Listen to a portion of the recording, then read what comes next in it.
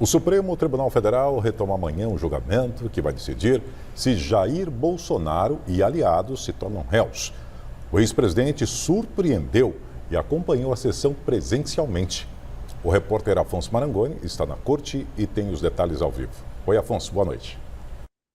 Boa noite, Laete. Boa noite a todos. Portanto, esse julgamento na primeira turma será retomado amanhã para análise, aí sim, do mérito desta denúncia apresentada pela Procuradoria-Geral da República. Como você destacou, o fato importante foi a presença do ex-presidente da República, Jair Bolsonaro, que ficou na primeira fileira e foi o único, denunciado a acompanhar presencialmente esta sessão do Supremo Tribunal Federal. Até na saída da sessão, a imprensa estava lá, abordou o ex-presidente. Ele não quis falar, disse que falará amanhã, porque até hoje não há nenhuma conclusão deste julgamento. Portanto, foi um ponto destacável aí deste primeiro dia desse julgamento que acontece na primeira turma. Teve um outro caso em relação ao desembargador aposentado chamado Sebastião Coelho.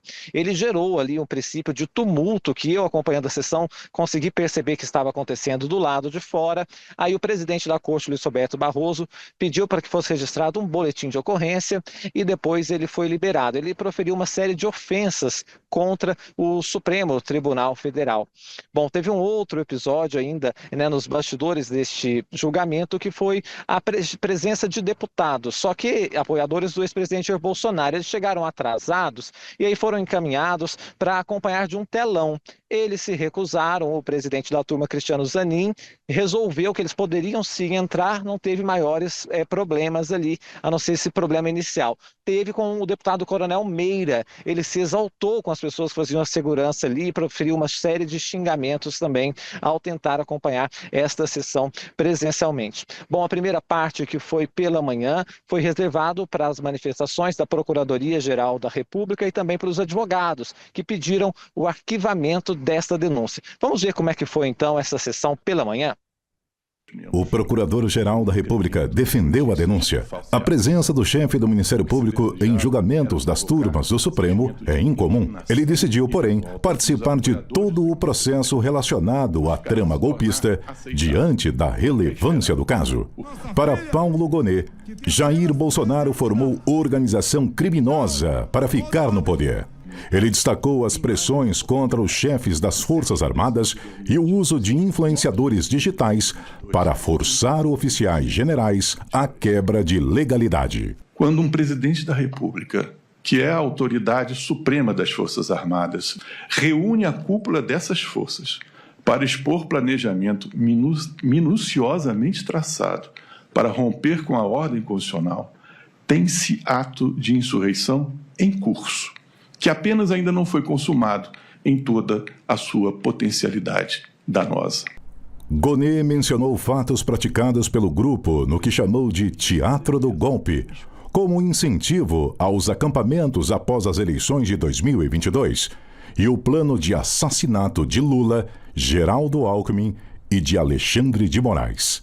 Os membros da organização criminosa estruturaram, no Palácio do Planalto, ataques às instituições com vistas à derrocada do sistema de funcionamento dos poderes e da ordem democrática, seguindo o plano que recebeu o sinistro nome Punhal Verde-Amarelo. Depois, os advogados começaram a se manifestar sobre as acusações. O do ex-presidente disse que Jair Bolsonaro ajudou na transição do comando das Forças Armadas no final de seu governo e negou qualquer envolvimento do cliente nos atos de 8 de janeiro. Nem a Polícia Federal, que se utilizou dessas possibilidades, afirmou a participação dele no 8 de janeiro. Não há um único elemento, nem da delação. Eu entendo a gravidade de tudo o que aconteceu no 8 de janeiro.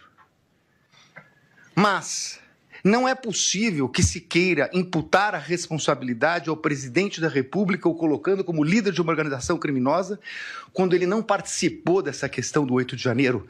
Pelo contrário, ele a repudiou. A defesa do ex-presidente pediu a nulidade da delação de Mauro Cid e alegou que o ex-ajudante de ordens foi pressionado a confirmar uma narrativa pronta. Posteriormente, o tenente-coronel afirmou que prestou as informações E numa audiência que se traduziu numa coleta de provas. E essa é a insurgência da defesa. Porque nesse momento, essa coleta só poderia ser feita, com todo respeito, pelo procurador, pela polícia e não pelo Poder Judiciário. Já o advogado de Augusto Heleno disse que a acusação contra o general é terraplanismo argumentativo. E aqui eu me recordo muito, senhora e senhora, de uma série que está passando um grande streaming em que cientistas querem chegar numa conclusão. E eles vão construindo provas para se chegar nessa conclusão. Então o objetivo é provar que a Terra é plana. Se faz inúmeros experimentos, inúmeros estudos para se provar que a Terra é plana. O que está acontecendo no presente caso. Por isso que falamos de terraplanismo argumentativo. Se está querendo colocar Augusto Heleno na organização criminosa. A defesa do ex-comandante da Marinha, Almir Garnier, chamou a denúncia de invencionices e os policiais federais de romancistas. Mas, de acordo com a investigação, Garnier foi o único comandante das forças a apoiar o golpe. Foram analisados mais de 250 milhões de áudios e mensagens pela Polícia Federal e Ministério Público Federal. 250 milhões, nenhum foi enviado ou recebido pelo almirante Garnier. Foi feita busca e apreensão na casa dele. Apreendido aparelho celular, apreendido agenda e tudo mais. E nada foi encontrado contra o almirante Garnier. O defensor de Alexandre Ramagem também negou as acusações. Além disso, excelências, Alexandre Ramagem saiu do governo federal em março de 2022 para a disputa das eleições gerais de 2022. Foi uma campanha dura. E Alexandre Ramagem foi eleito. E sendo eleito deputado federal, não faz o menor sentido, com todas as vênias do outro Procurador-Geral da República, imputar a Alexandre Ramagem o crime de atentar contra o Estado Democrático de Direito. Alexandre Ramagem formalmente passou a pertencer àquele Estado. Pois é, e depois, então, teve um intervalo e o julgamento voltou aí para se analisar questões preliminares, ou seja, anterior ao julgamento de mérito que ficou para amanhã por causa do avançado da hora. Ali foi discutido, por exemplo, se era a competência mesmo da primeira turma do Supremo ou do plenário da Corte. Vamos acompanhar, então, como é que foi a tarde desta sessão.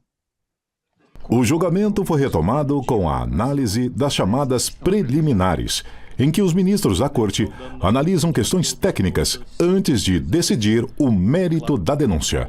Por unanimidade, os ministros rejeitaram os pedidos feitos pelas defesas dos denunciados para afastar do julgamento Alexandre de Moraes, Flávio Dino e Cristiano Zanin. O segundo pedido rejeitado foi para enviar o caso para julgamento no plenário. Essa matéria não é tão pacífica assim. Essa matéria já foi mudada e remudada e voltou-se à tese originária várias vezes. Ou nós estamos julgando pessoas que não exercem mais função pública e não têm foro de prerrogativa no Supremo, ou nós estamos julgando pessoas que têm essa prerrogativa e o local correto seria efetivamente o plenário do Supremo Tribunal Federal. O placar ficou em 4-1. O ministro Luiz Fux foi o único que divergiu. O ministro Alexandre de Moraes ressaltou que o STF tem competência para julgar todos os crimes relacionados aos atos antidemocráticos de 8 de janeiro de 2023 e rebateu críticas à atuação da Corte. Eu aproveito aqui, presidente, para desfazer uma narrativa totalmente inverídica.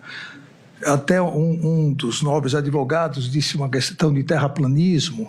Aqui seria muito semelhante, se criou uma narrativa, assim como a Terra seria plana, o Supremo Tribunal Federal estaria condenando, abre aspas, velhinhas com a Bíblia na mão, fecha aspas, que estariam passeando num domingo ensolarado pelo Supremo Tribunal Federal, pelo Congresso Nacional e pelo Palácio do Planalto. Nada mais mentiroso do que isso, seja porque ninguém lá estava passeando, e as imagens demonstram isso, seja pelas condenações. A primeira turma também negou por unanimidade o pedido de nulidade por suposta falta de acesso às provas. Os ministros alegaram que todos os documentos, inclusive aqueles citados na denúncia da Procuradoria-Geral da República, estavam disponíveis nos autos.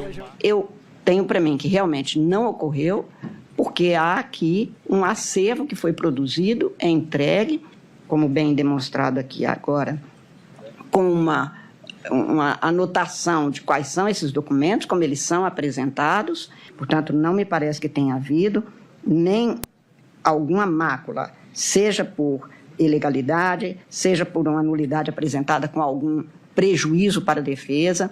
E ainda rejeitaram anular a delação de Mauro Cid. Nesse instante processual, não vejo por que expungir esse acordo de colaboração premiada, que poderá ou não ser útil, de acordo com o crivo do contraditório. Pode ser que ele não sirva para rigorosamente nada, de acordo com a sua corroboração ou não. Isso diz a lei.